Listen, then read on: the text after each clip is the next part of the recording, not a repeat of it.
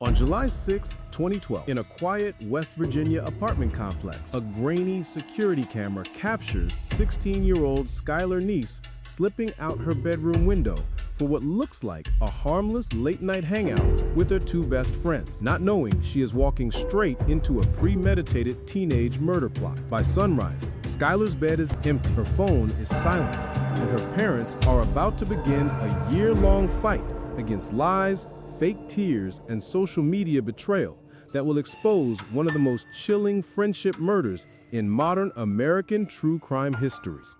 Skylar Neese grew up in Star City, West Virginia, a small town where people leave their doors unlocked, where Friday nights mean hanging out, fast food runs, and teenage gossip, not homicide investigations and FBI involvement. She is a straight-A honor student, works part-time at Wendy's, loves tweeting about school drama, and spends most of her free time with her two closest friends, Sheila Eddy and Rachel Scho, a trio that looks like a normal high school girl group you might scroll past on Instagram or TikTok. To everyone around them, Skylar, Sheila, and Rachel are inseparable. They post selfies together, attend sleepovers, share secrets, and present themselves as best friends forever, the kind of tight teenage circle parents are usually relieved to see. For Skylar's parents, Dave and Mary Neese, seeing their daughter surrounded by smiling friends is comforting, proof that she is safe, loved, and supported in the confusing world of high school cliques and peer pressure.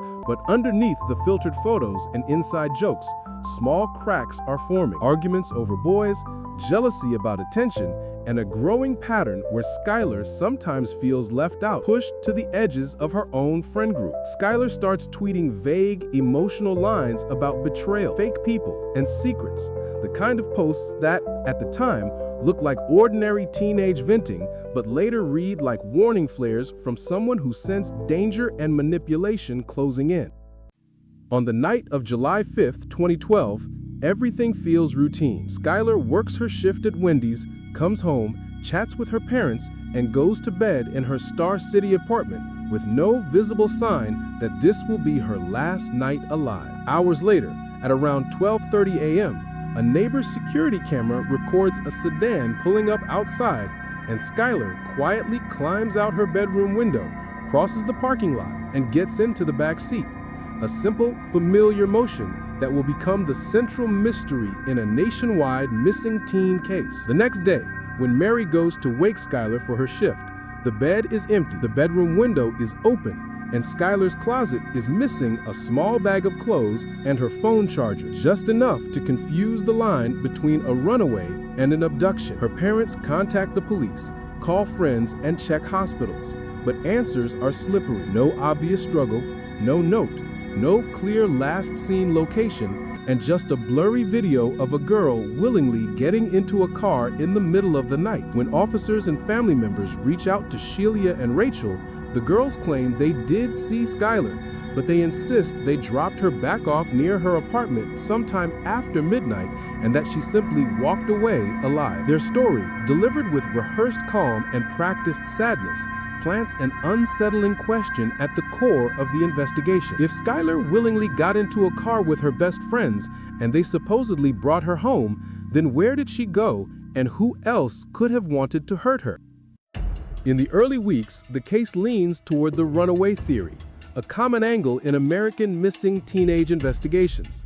A restless girl, some minor family tension, a late-night escape, maybe a boyfriend or secret party no one knows about. Tips roll in suggesting Skylar might have crossed state lines, that she is hiding with older friends, or that she will eventually come back on her own, giving police and some community members a false sense of patience that slows what should be an urgent hunt for a murder victim. Skylar's social media becomes a maze of clues and herrings, with tweets about being angry, feeling betrayed, and knowing things about people that could ruin them, giving online true crime followers plenty of fuel for speculation. At the same time, Sheila keeps posting photos and messages about how much she misses Skylar, calling her sister, sharing sentimental memories, using hashtags and captions that make her look like a grieving best friend rather than a potential killer. Skylar's parents still see Sheila in their living room, crying on their couch, asking for updates, and even handing out missing person flyers,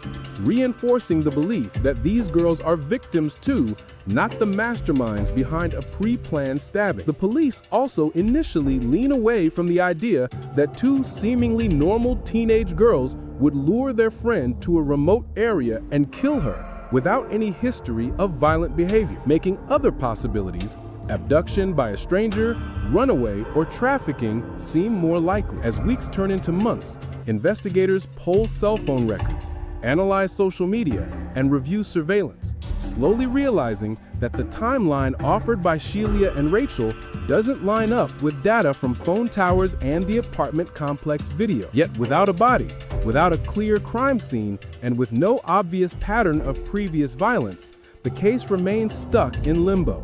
A haunting missing girl story where the truth feels just out of reach. For Skylar's parents, every day without answers is torture. They appear on local news, beg for information, and use social media to keep their daughter's name alive, determined not to let her become just another cold case. Meanwhile, the community begins whispering theories about drugs, secret boyfriends, or online predators, each rumor creating more noise, more herrings, and more distraction from the dark reality sitting right beside the family at vigils and memorials. The turning point comes when investigators intensify their focus on Sheila and Rachel, pressing them with inconsistencies in their stories, and pairing that pressure with cell phone tower data that shows the girls were far from the apartment complex when they claimed to drop Skylar off. The weight of the lies becomes too much for Rachel, and in January 2013, she suffers a breakdown and is taken to a mental health facility where she finally confesses she and Sheila murdered their best friend, Skylar Neese. When asked why, Rachel gives a chillingly empty answer that will echo across true crime documentaries and podcasts. "We just didn't like her anymore," a line that strips away any illusion of complex motive and exposes pure, cold-blooded teenage cruelty. This confession transforms the case from a missing person mystery into a betrayal and revenge narrative, where the revenge is grotesquely one-sided, driven by petty social drama,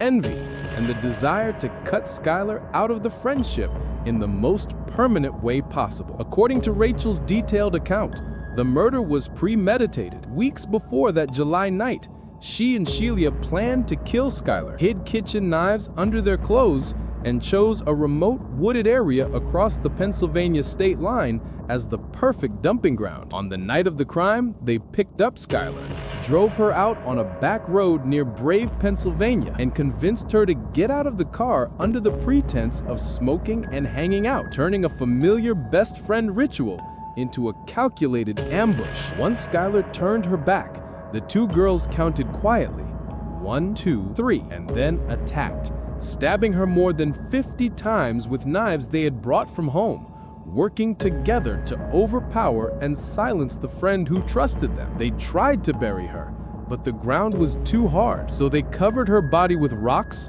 branches, and leaves, abandoned her in the woods, and then drove home, later posting online like nothing had happened, as if they could simply delete a human being from their lives. Guided by Rachel's confession, authorities locate Skylar's remains in January 2013 in the remote area where the girls left her, her body partially decomposed, yet still able to tell the story of brutal overkill through the sheer number of stab wounds. The discovery confirms what her parents have feared all along, but were never prepared to accept. Their only child did not run away, was not taken by a stranger, but was brutally murdered by the two people they had welcomed into their home as family. Even after Rachel begins cooperating with authorities, Sheila continues to act like nothing is wrong, tweeting about normal teenage life, posting photos, and even tweeting, "Sick of losing sleep over this," and "No one on this earth can handle me and Rachel. If you think you can, you're wrong,"